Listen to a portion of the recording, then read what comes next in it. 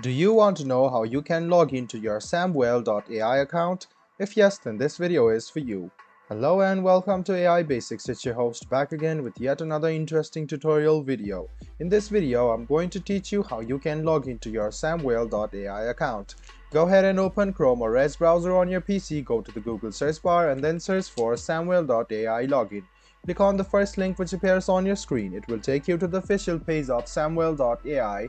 Click login, which you can see on the top right hand side, and then you can see this login portal pop up. What you need to do right now is write down your email address in this box over here and then write down the password associated with your samwell.ai account in this box. After you write down your email address and password, go ahead and click sign in. This way you can successfully sign in to your samwell.ai account using your email address. In case you have forgotten your password and want to reset it, go ahead and click on this link. And if you want to log in using your Google account, go ahead and click sign in with Google. Now choose your Google account. After this page pops up, choose your Google account and then click continue to sign in to samwell.ai.